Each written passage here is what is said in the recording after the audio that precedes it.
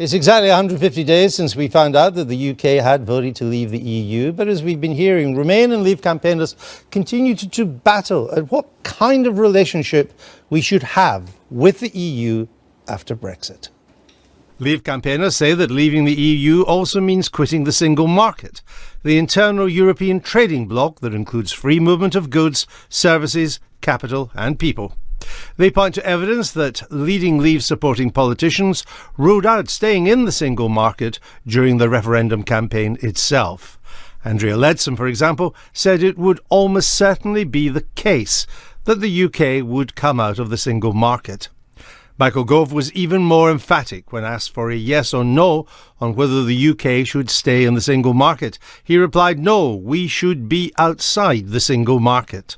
And Boris Johnson agreed with his erstwhile ally, saying Michael Gove was absolutely right to say the UK would be leaving it. But Remainers are now heading back.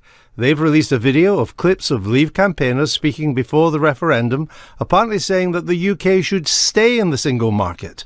Nigel Farage, for example, once said that on leaving the EU, we'll find ourselves part of the European Economic Area and with a free trade deal. Owen Paterson, the former Environment Secretary, once made the startling statement that only a madman would actually leave the market.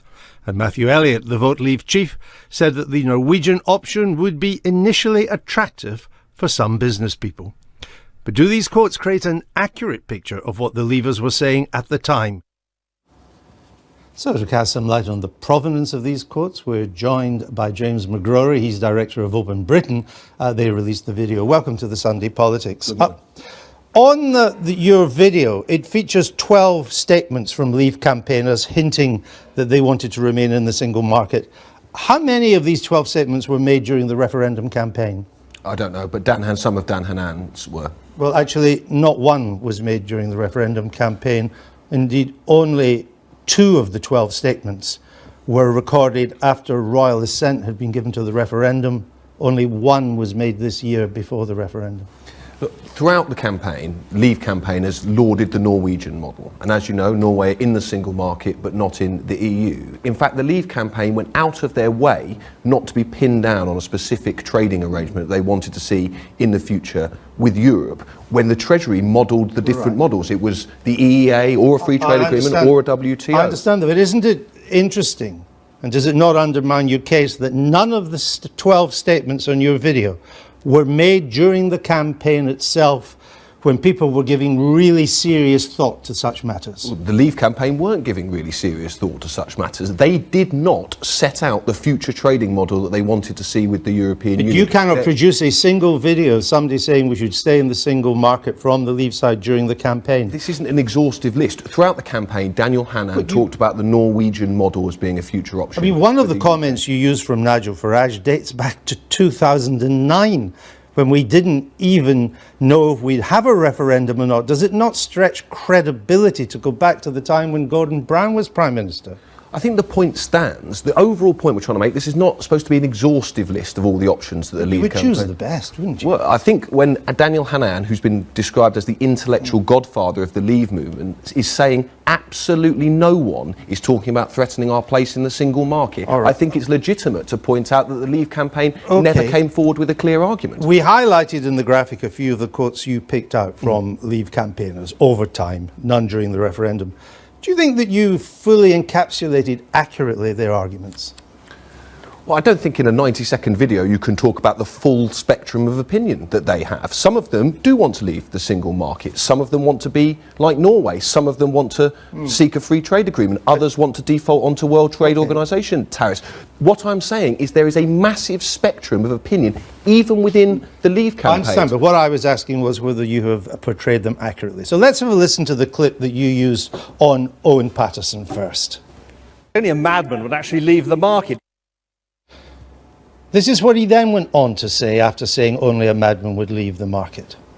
Only a madman would actually leave the market. It's not the EU, which is a political organisation, delivering the prosperity and buying our goods. It's the market, it's the members of the market, and we will carry on trading with the market. I mean, are we really suggesting that the 5th largest economy in the world is not to come to a satisfactory trading arrangement with the EU? Are we going to be like Sudan and North Korea? I mean, it's ludicrous, this idea that we're going to leap off a cliff into a dark space. We will carry on trading. So what he meant when he said only a madman would leave the market was not leaving membership, which is your implication, but that we would, of course, continue to trade. We would continue to have access. Any country in the world can have access. What the Leave campaign has suggested is that our trade would continue uninterrupted. In fact, they're still at it today. David Davis used the phrase uninterrupted at the dispatch box recently. But you misrepresented him, didn't you, by saying only a madman would leave the single market, then stopped it there, because he goes on to say that, of course, we won't leave in the sense of continuing to have access. I don't think he was talking about access. He's there talking about membership. He doesn't use the word membership at all. He talks about we're going to carry on trading with it. We won't leap off. We'll carry on trading. Anybody can trade with the EU. It's the terms on which you trade that's important. And Leave campaigners, and Patterson is a classic example of this, suggest that we can trade completely as we do now. The government are saying we can trade without bureaucratic impediments and tariff-free. That's what the government will make up their mind. Let's listen to the clip that you used of Matthew Elliott. He was the chief executive of Vote Leave. This is what you had him say. When it comes to the Norwegian option, the EEA option, I think that it might be initially attractive for some business people. So you then cut him off there. But this is what he went on to say in that same clip. Let's listen to that. When it comes to the Norwegian option, the EEA option, I think that it might be initially attractive for some business people, but then again for voters who are increasingly concerned about migration in the EU, they'd be very concerned that it allows free movement of people to continue. Again, you misrepresented him, didn't you? He said the Norwegian model has attractions, but there are real problems if it involves free movement of people, which it does. But you cut that bit out. I challenge anyone to represent them accurately because they took such a range of opinions. I don't know what we're supposed to do. Some of them you're said misrepresenting. That's what you're doing. He there is saying that the Norwegian option is attractive to business. I understand why it is. But he then says, but it might not be attractive to voters. People would be concerned if it allowed free movement of people. You took that out. And you're suggesting this is somehow a definitive position that we're now going to have to take. No, I'm just suggesting that you're distorting. Let's see what Nigel Farage said. This is what you had Mr. Farage saying. On D+1, we'll find ourselves part of the European Economic Area and with a free trade deal. And this is what he then went on to say in that same clip that you didn't run. There is absolutely nothing to fear in terms of trade from leaving the European Union, because on D+1 we'll find ourselves part of the European Economic Area and with a free trade deal. And we should use our membership of the EEA as a holding position from which we can negotiate as the European Union's biggest export market in the world as good a deal. My goodness me, if Switzerland can have one, we can have an even better one. So there again, he says not that we should stay in the single market as a member, but that we stay in the EEA as a transition until we negotiate something. I mean, the whole clip is online. How did you think you would get away with this distortion? It's not a distortion. The whole point of the clip is to point out, or the clips, is to point out they don't have a definitive position. He's there arguing for membership of the single market. No, he's not. No, for he's a transitional period.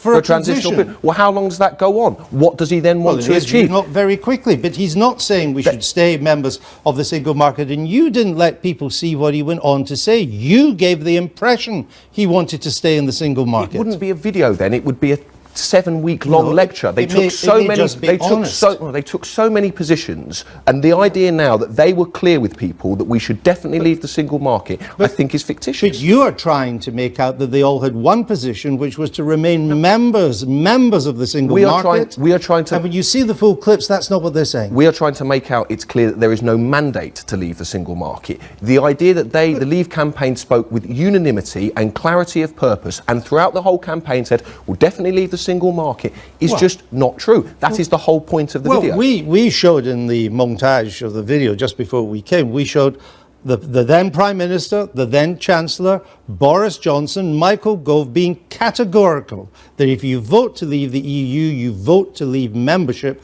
of the single market. What bit of that didn't you understand? Under duress, they occasionally said that they wanted. Well, they all said it. Some of them wanted to leave the single market. I don't see when all the other promises they made, whether £350 million for the NHS, whether a VAT cut on fuel, you can't produce a single points-based quote of any of these people saying we should remain a member. Daniel Hannan has constantly praised the Norwegian model. Norway are a member of the single market.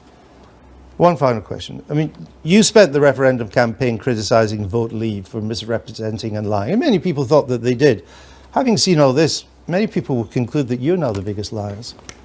I think it's perfectly reasonable to point out that the Leave campaigns didn't have a clear position on our future trading relationship with Europe. That's all this video does. It doesn't say we've definitely got to stay in the single market. Right. It merely says the Leave campaigns don't have a mandate to drag us out of our biggest trading partner. Well, now people have seen the full quotes and context. Our viewers will make up their mind.